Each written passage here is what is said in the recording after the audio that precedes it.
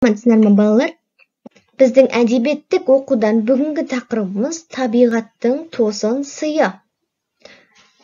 Ендеше сабақты бастайық. Мына жаңылтпашты жаңылмай айтуға дағдыланайық.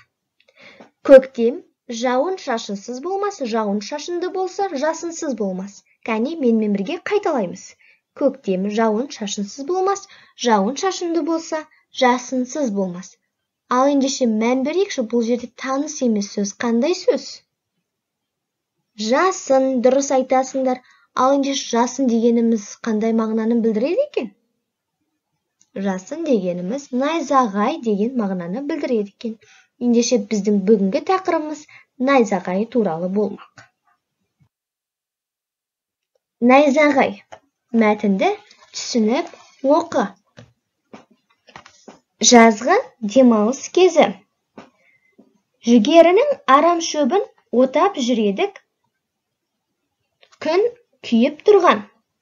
Түске таман аспанда қара бұлт пайда болды да, ұлғая аспанды түгел жайлап алды. Дала күңгірттеніп түнере түсті де, жаңбыр құйып кетті.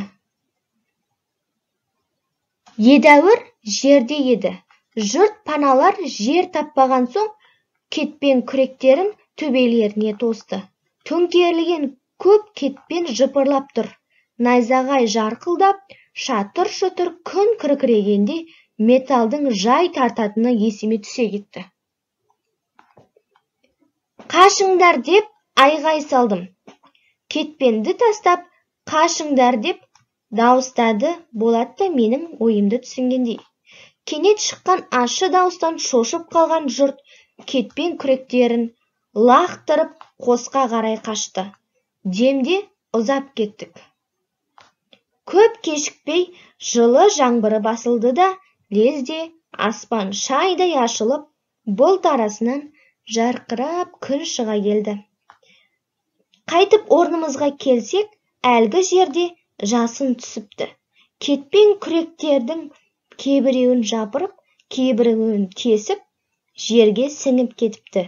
Бұл көріністен жаны түршіккен қарттар, ойпырмай, осы жерде тұра берсек не болар еді? Білгендеріңнен, оқығандарыңнан айналайын, өркендерің өссін, деп Болат екеумізге алғыс айтты.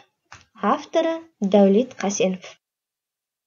Ендеше балалар, осы мәтінде кездескен бізге таныс емес сөздер, яғни қос дегеніміз өмірде, шаруашылықта уақытша пайдаланатын баспана екен.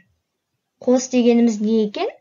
Өмірде, шаруашылықта уақытша пайдаланатын баспана екен. Кетпен, яғни ол еңбек құралы. Шаруашылықта, тұрмыста қолданылатын еңбек құралы болып табылады.